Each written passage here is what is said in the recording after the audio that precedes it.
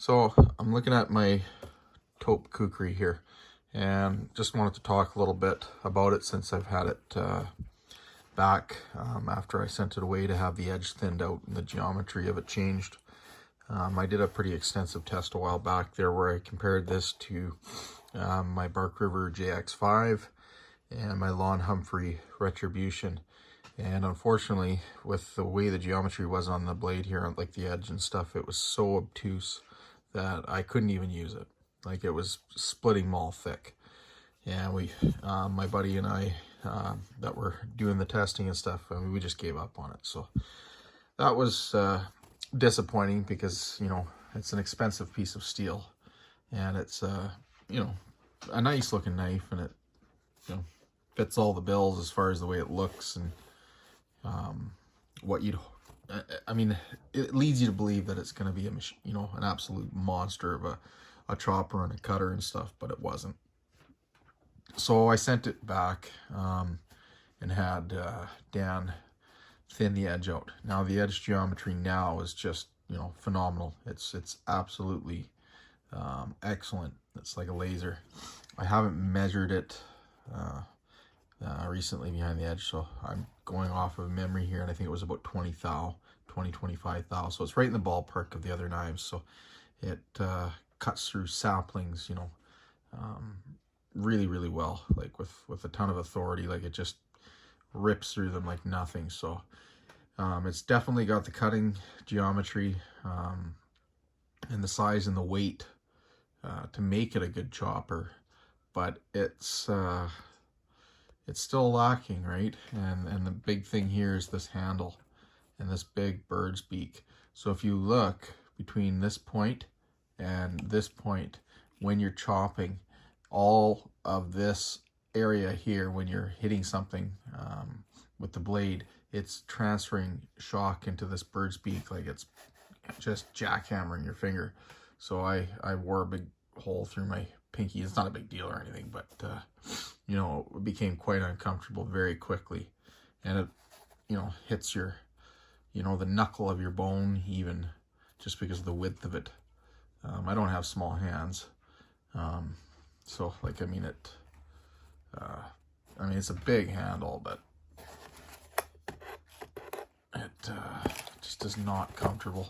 It's thin too, right? So the cross section of the handle itself is quite thin for the size of it. So it's quite a wide, like, deep handle here, and it's quite thin. So it makes it so that when you're gripping it, you're pinching it rather than wrapping your hand around it like you would like a hammer grip.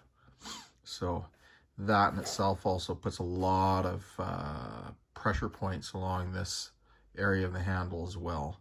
But you know, the most prominent area is this bird's beak here. So unfortunately, it makes it so this is not a knife that I would choose to take with me.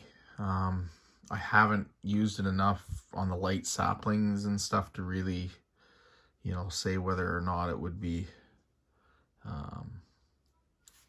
you know, something that I would want to choose over my JX5 or my Retribution. It's gonna be a hard one. I mean, it is a nice knife, looks wise. You know, if you were using it as a weapon, which that's not what I'm saying that they're for, but historically these kukris were that's what they were. They were, you know, they were a weapon.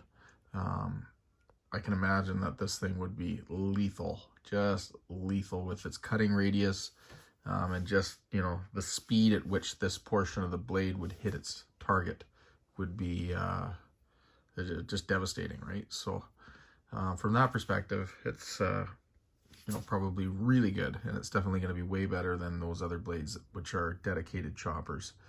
It does, you know, offer quite a bit of fine control up here for doing feather sticking and finer work. You know, it's just, I'm trying to be positive about this blade, but unfortunately it is a disappointment. I can't really think of a whole lot of stuff about it that I can say that I really like. It's made out of CPM 3V, which is an excellent steel. It's incredibly tough, has excellent wear resistance, It is a tank. I mean, you're not going to break it, but you know, I just I don't know what to say. I don't want to speak, you know, negatively about a knife maker that I very much respect and like about his product, but I mean, I can't do anything but call it how I see it. And for a knife of this size, it you know, it has to be able to be a chopper. And Kukris, you know, are, you know, known to be excellent choppers, right? With their weight forward blade design and just the you know, the arc of the swing with the way the handle shape and angle of attack of the blade and everything, they kind of lend themselves to being a really efficient chopper. But this one just doesn't cut the mustard or the wood, really. So I don't know. I mean, maybe I'm missing something here as far as the intended purpose of this blade, but for me and what I want out of this knife, it just doesn't, you know, measure up. It really sucks because I really wanted to like it, and I had very high hopes, you know, getting it back and just seeing the, you know, the edge geometry and just, you know, how excellent of a job, you know, Dan Tope did, you know, thinning that edge out. You know, the other thing too, I mean, these blades are a mid-tech run, so when they're built and sold, you know, either through, I think DLT Trading was the only one that was selling these, they aren't ground by him. It's his design, right? So you know, you can't really knock you know, the grind thickness and stuff as far as being something that he was responsible for doing himself, but I know in general that the run of knives were a little thicker than maybe he wanted, but yeah, mine was really thick. So with that being said, I don't know what else to say other than that I unfortunately can't recommend this knife if you're looking for a big heavy-duty chopper. You know, if you've watched, you know, any of my videos, you'll know that I've got, you know, pretty good sized collection of knives, and I've tested, you know, the vast majority of them relatively extensively.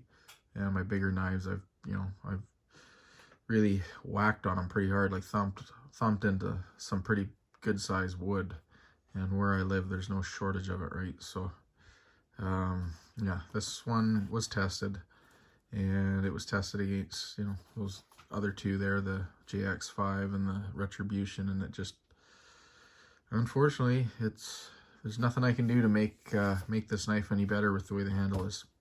You know, the geometry of the edge and the fact that it bites into the wood really deep now is all great, but still doesn't change the fact that this freaking handle hurts like a bastard, you know, when you're thumping into hardwood. If you never intended on, you know, chopping into anything more than 2 or 3 inches in diameter, I don't think you'll ever have an issue. You're not going to find the discomfort level that I experienced with this knife chopping into, you know, 6, 7, 8 inch, well, what are saplings here, but trees or logs or whatever, right? So yeah, not much else I can say other than I'm frustrated and not happy with it, but yeah, I'll leave it at that. Anyways, I look forward to seeing your comments and hearing any feedback and stuff, and yeah, thanks for watching.